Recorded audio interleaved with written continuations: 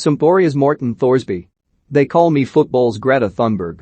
I was living on my own for the first time and had a lot of time to read, says the Sampdoria and Norway midfielder Morten Thorsby, explaining how he went from caring about the environment to becoming a climate emergency activist during his time at Heerenveen. One campaign in particular made him sit up and take notice. The Guardian's Keep It in the Ground, forcing him to have a serious discussion with himself and what he was doing. It is such a big issue, and no one else was talking about it, he says. That made me sad, depressed even. He considered quitting football. I thought, we have a mega problem here and what am I doing? Playing football. That didn't make sense to me. Having talked about it with family and friends, he found a novel approach. Trying to open the eyes of those around him. The football industry is lagging behind when it should be leading, he says.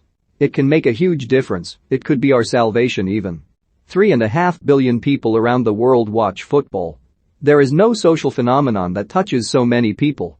There are no bigger influencers than football stars. Thorsby started We Play Green, an independent collaboration platform for professional football players who want to help the planet out of the climate crisis. His first small steps took place in Heerenveen, where he played between 2014 and 2019. He started cycling from the training complex to the stadium, but was laughed at. He then said why he did it and challenged his colleagues to start doing the same. At first you are frowned upon, he says. But they gradually came around and the club provided the bikes. Laughing, he adds. But if the weather was suddenly really bad, they were less happy with me. Thorsby joined a working group with people from the club and sponsors to make Heerenveen more sustainable. Solar panels were installed at the stadium and less meat was on the menu. Heerenveen were given the award for most sustainable stadium in 2016. They are small steps, but if they are publicized they become bigger, Thorsby says. That is the power of football. He found an ally in the Dutch goalkeeper Martin de Fockert, who joined Heerenveen at the same time as Thorsby.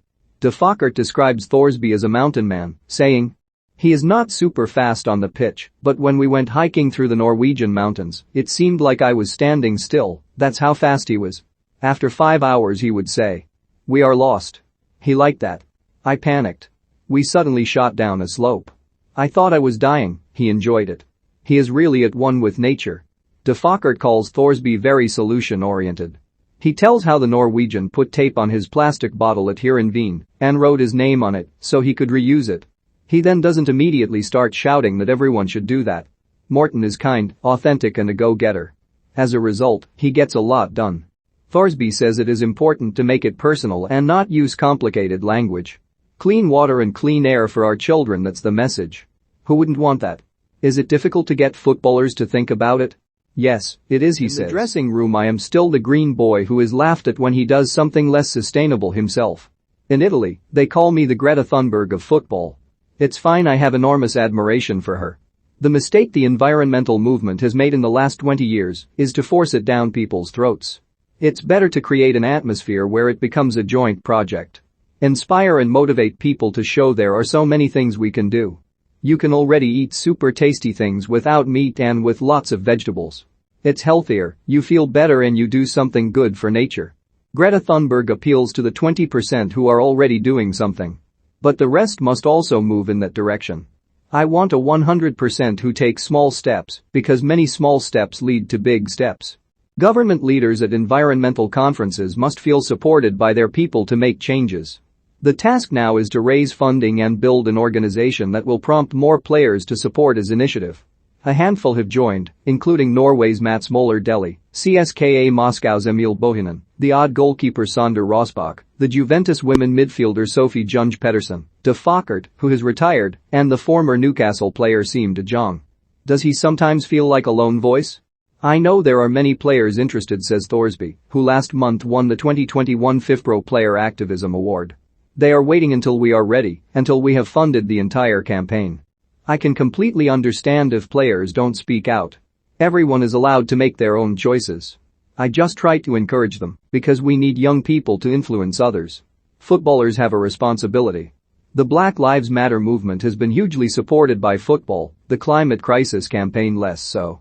Why? Racism is a question of yes or no, and everyone says no. For a long time there was a lot of misinformation about climate change that made people wonder if it's really that bad. Now that there are floods and forest fires in Europe, things are already changing. To be honest, professional footballers do a lot of things that are not good for the environment. And everyone feels attacked when they don't do something right. I try to make it clear to them that if you just, for example, use the dryer a little less or don't eat meat at lunch anymore, you're already making a difference. Take a commercial flight instead of a private jet. Drive an electric car. And then it would be great if players share that with their followers on social media. Twice Thorsby has participated in plastic collections in Genoa. He has also met local authorities to get more trees planted and made the case for separate waste recycling. At the beginning of this season he swapped to wearing number 2 to draw attention to the United Nations goal of keeping global warming well below 2 degrees Celsius. I wanted number 15 and then a dot between the 1 and the 5, but that wasn't possible. Number 2 was fortunately still free.